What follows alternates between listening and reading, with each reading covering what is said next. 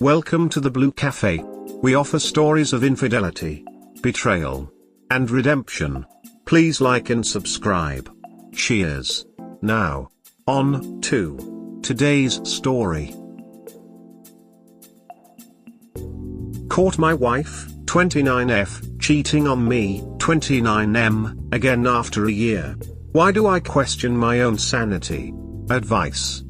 Hello everyone, this is my first post here and I just wanted to share, gather some opinions, and vent since I have no other channel available to me right now that gives me this opportunity, so I really appreciate to every single one of you who decides to read and share their honest thoughts from an outside perspective. Background: I'm 29M, wife 29F, and we have two beautiful girls under 4 years old. Bear in mind my wife suffers from depression. At one point, was hospitalized and was diagnosed as being suicidal. She takes medication, or at least should be taking medication as instructed. Story: I caught my wife having an affair back in December 2020. I didn't find out until a month later, January 2022, when my 2-year-old daughter gave me my wife's cell phone since it was out in the open in the living room. The lights popped up due to an incoming text message. The moment I got the phone, I noticed the text message said "I love you." I recognized the name, it was a close friend of hers, and my heart dropped. Not from that message alone, but the messages that were exchanged before. I was filled with anger, shock, disappointment, and darkness. I couldn't believe I was experiencing what I consider a nightmare. When I confronted my wife with her phone, I asked her, "What is this? What is going on?" I kid you not, the first thing that comes out of her mouth is, "Why are you even looking at my phone?" From there, I was even more angry than before. Could not believe what came out of her mouth. She didn't feel sorry until further down our conversation. However, now that I think about it, her sorry wasn't sincere because I had to dig it out of her. Even then, it's not how I would act at all if I was in her position. Anyhow, she tells me her side of the story and confirmed she had sexual intercourse with this guy on multiple occasions. She emphasized that she was super depressed, wasn't happy at the house, and that I wasn't giving what she needed, nor was I truly listening to her for a while. In general, she tried to play the victim and blame me for her actions. Of course, I did not know how to react knowing what I know now, so I took the blame like a fool. I literally blamed myself for her cheating. Devastation and heartbreaking doesn't come close to how I felt and how I feel now just thinking about it. I do not wish this type of behavior on anyone. Fast forward 1 month later, I decided that I wanted to continue our relationship and try to reconcile, but the only way for it to work was for her to break the affair and block this guy from all forms of social media outlets, messaging apps, etc. Literally erase this home wrecker from our family. She did that and I was there when she made the phone call and blocked him on all social media outlets. A year passes, and while we had some rocky moments, I felt like things were getting better. We continued to see a couples therapist once a week, and that lasted for 6 to 7 months. We ended the sessions thinking we no longer needed them and continued to practice what we gathered from the sessions. It's now February 2022, on a Saturday morning. I woke up at 5:30 a.m. to feed our cat. I went back to our bedroom and noticed her phone was out next to her. I simply wanted to close the phone and get back to sleep, but noticed it was the AP's username. I could not believe what I saw. I paused for a moment thinking this was all but a nightmare. I didn't scroll through the messages because that was more than enough for me. Everything that I thought ended a year ago all came back flashing before my eyes. This time, I was calm, collective, and didn't shout or scream in anger like I did the first time. I woke her up and asked, "Who is this? What's going on?" She didn't say a word for 5 to 10 minutes. It was complete silence. She then proceeds to explain that once again she wasn't happy, felt depressed, and didn't really stop having feelings for this guy. However, he only reached out to check up on me to make sure I was alive. At that point, I just couldn't trust what she said at all. The second chance, the little trust I still had for her, spat right back into my face. From there, she didn't apologize right off the bat. She tried to play the victim, justifying why she did what she did and that it was my fault for thinking we didn't need to continue couples therapy after the 6 to 7 months. I took a walk outside for 30 minutes, came back and said I want a divorce. I can't continue punishing myself even though I still love you. Ever since then, I've continued to question myself. My self-esteem has never been this damaged before in my entire life. I believe marriage is sacred because I was raised with that mindset. So now, we are in the process of getting a lawyer to prepare for the divorce process.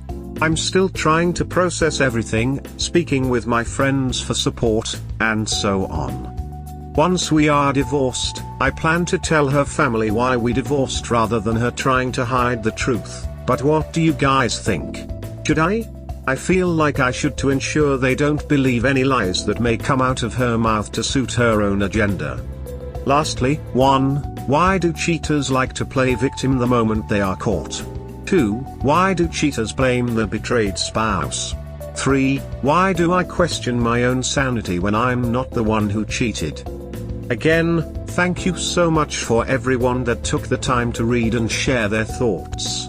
I hope everyone that has moved on is at a better mental state and is with someone who truly cares and respects you no matter how things unfold. Do some reading about gaslighting, Darvo, and manipulation. Sounds like your STBX is an expert. Once you learn about these things you will have more clarity. And whatever you know about her cheating is only the tip of the iceberg. I wouldn't care about her depression, I would dump her like a bag of cancer. If she tries to manipulate up by threatening suicide, record it and call the paramedics. Having depression doesn't mean you get to cheat on your spouse. Obviously this is a doomed marriage, she's not happy, let her go. A prize. For a new phrase, dumping her like a bag of cancer. Duck her depression. You may push your partner to think about cheating, but nobody forces their partner to actually go through with cheating. That blame lays solely on the cheater. I would tell her to wait till I move out to do it.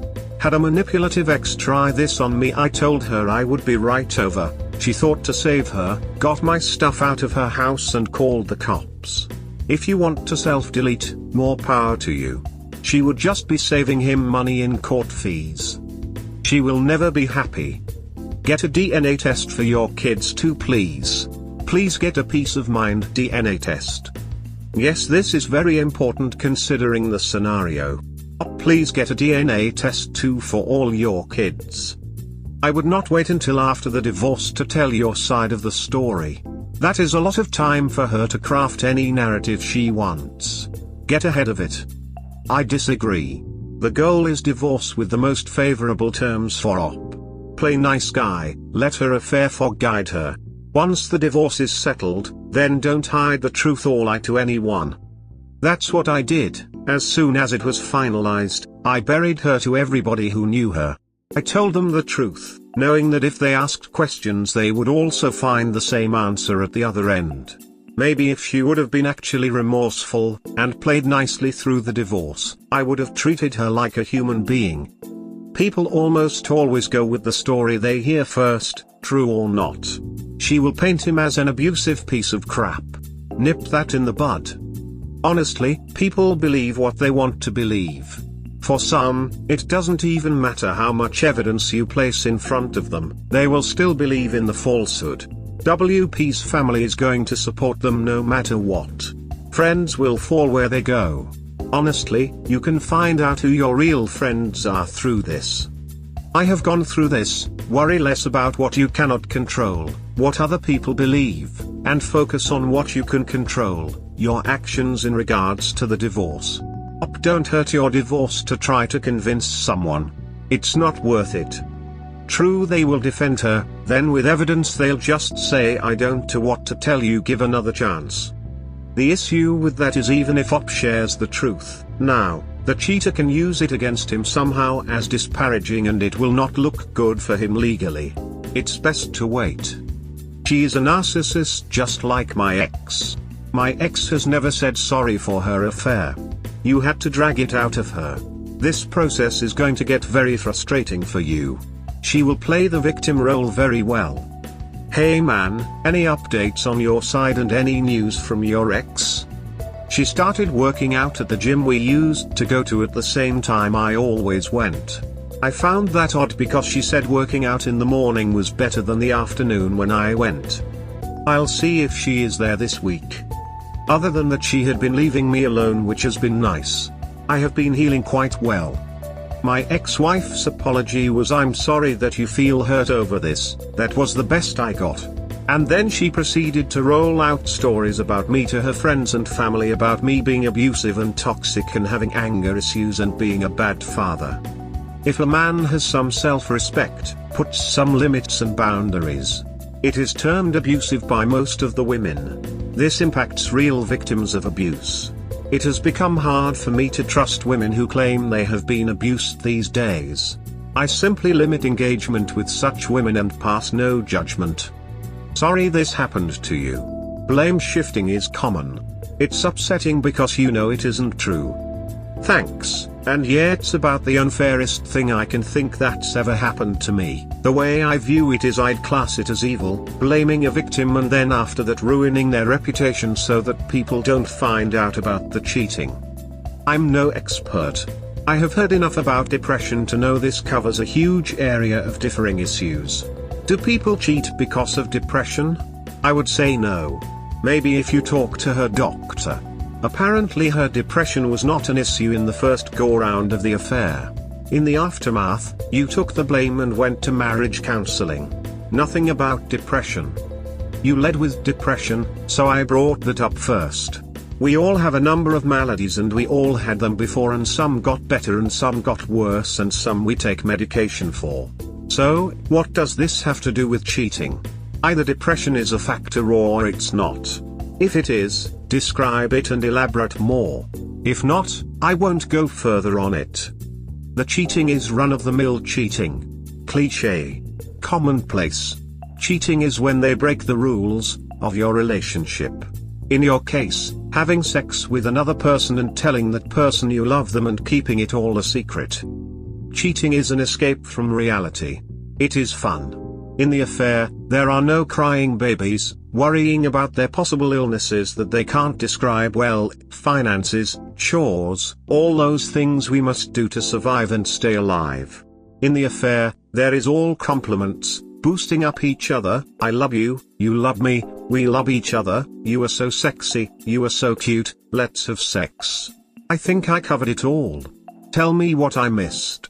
So, that is enjoyable. You babysit the kids, I'll go have some sex and compliments. Deal? Good. Notice something that cheating is not? Leaving your spouse. That is not part of cheating. She could have left you a year plus ago or any other time along the way. Heck, she could have just brought it up to you, I'm still not happy. Of course, this wasn't true, the unhappy excuse for the affair. She was happy enough. You were doing with your marriage what anyone possibly could. She knew that. I'm older than you and have been married longer, but I knew this younger than when you are now. Marriage isn't all fun and games. Most of the time you have to do stuff other than compliments and sex.